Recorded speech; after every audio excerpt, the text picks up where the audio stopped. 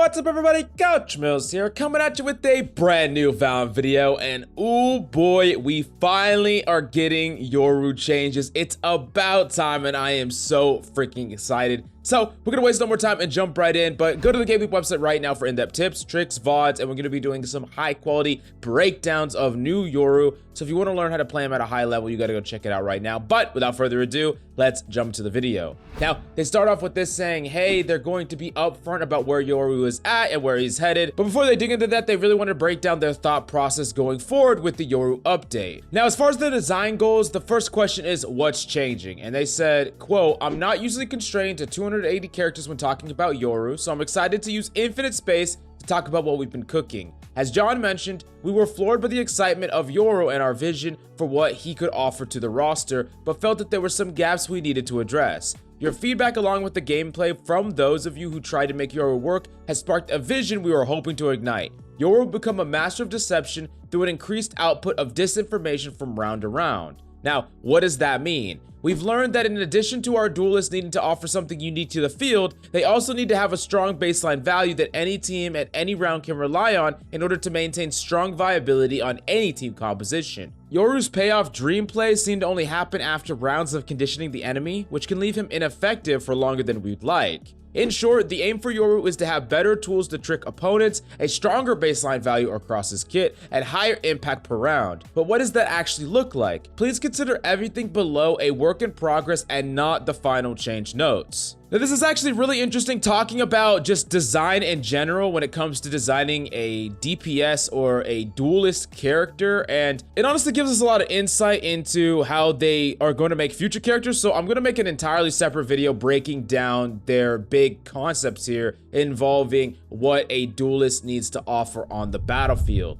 Now, moving into YORU's actual changes, first up is, quote, the first ability to look at is Fake Out, the footsteps decoy that drove a lot of the deception plays that we love to see. To help with YORU's mind games, we decided to replace the footsteps with a new visual, a carbon copy of YORU that runs forward. Upon getting shot, will wind up and explode, debuffing enemies. Now, this is really interesting. It reminds me of like Mirage from Apex, or even like Halo Reach back in the day, where you had the decoy ability. And I really do like the idea of this, especially in a game like Valorant, where specifically like a moment of hesitation means that you're probably gonna get completely killed, right? Just that tiny bit of hesitation. Imagine you run forward pretending to be a fake out because you've done it over and over and over again, and the enemy doesn't instantly shoot you, only for you to just completely roll them, and they're like, what the hell? I thought that was a fake out. But if they do kill the fake out, now it's gonna wind up and explode and debuff enemies. So the potential there is actually pretty high for some mind games, and I really like it that there's a punishment for not shooting this YORU device if it's an actual person, and there's also a punishment for shooting it if it is a fake. So I like that really interesting mix-up here. Now, next up, they talk about Gate Crash. Quote, with Gate Crash, we lowered the range at which enemies can see and hear the tether on the map while it travels. We also increased the travel speed by 20%. In addition to these quality of life improvements, YORU can now activate the tether from a distance to trigger a fake teleport, playing the same audio and visual as if he were teleporting. Oh my god, now that is freaking awesome. Not to mention the fact that it's just harder to hear and it travels faster. That's just a straight up buff, and that's great. But the fact that you can make a fake sound means that between the flashes and the teleporting, or flashes and fake teleporting, and your decoy involved in that, I mean, there's so much potential for mind games here, and it's gonna be really interesting how people incorporate this when you're up against really good enemies. How do you bait them for round to round, and how do you plan to execute a sight? I mean, you have so many different options now and different ways that you're trying to trick enemies. I think YORU is now the go-to duelist for creative expression in that category. You really have so much flexibility here, and I really like it. Next up is, quote, we're not ready to share all the changes we're testing internally on YORU right now. We're confident our rework will help unlock YORU's potential. This may include a few changes to dimensional drift to help YORU break sights wide open. Although we're confident these changes will help YORU get to a better state, when he drops early next year, we'll continue to monitor them to ensure we can quickly make adjustments accordingly.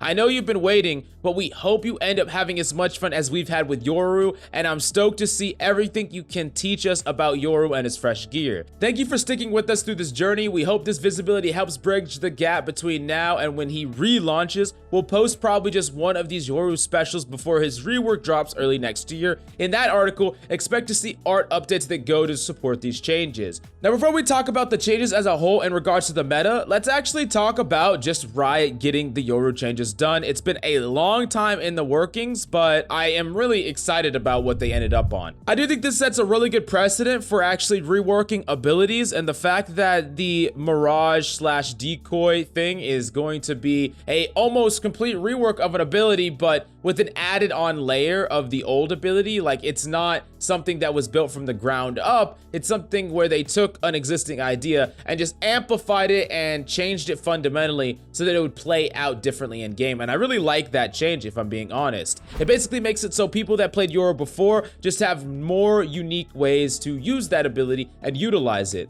Not to mention the fact that it's actually going to explode, specifically the fake out. It becomes something similar to like a boom bot where you could use it in a very similar way, and I think that's going to be really powerful when played out in game, but I have to see what it looks like when being used, and I'm really excited to see that hopefully soon. Now, the next thing is that gate crash. I think has the potential to completely change the character, because the idea that you could use that fake noise to really time your engagements in a lot of different ways, and when coupled with the flash and the fake out, you're basically like this all-in-one debate package where you just get to completely outplay enemies, and I really like it. Now, the only thing that I think might need work is probably the ultimate of YORU. They did talk about how they're interested in some changes down the road for potentially his ultimate, and I do think that a dimensional drift buff of some kind would help the character be rounded out more, and I think that would probably be a good thing. And then his flashes are still a little bit interesting. I think his flashes are among some of the weaker flashes in the game. He's probably a little bit stronger in the flash department than Phoenix, honestly, and Phoenix and YORU are kind of similar in power level, but it's nowhere near the power level of Reyna, Sky, and Breach Flash, which is probably okay in a duelist category. I don't necessarily think that every single duelist needs to have the most powerful flash in the world. If it gets people to turn around, if it gets people to look away, or punishes people for looking at whatever you want them or don't want them to look at, that is still really good, I think, on the character. And I'm really interested to see how high level players are going to utilize this character. I'm so damn excited, and I think that this is pretty much everything that YORU mains wanted. And while I'm confident this makes YORU way more powerful for those that can master YORU, I do wonder what his place is going to end up in the meta as a whole, especially the pro meta. Definitely let me know what you think of that down below, and what do you think of YORU? Are you happy, sad, frustrated, or just jumping for joy? I want to know down below, and go to the GameLeap website for high quality guides you won't find anywhere else. Thank you so much for coming by. Hope you enjoyed the video. I love your faces, and I'll see you next time.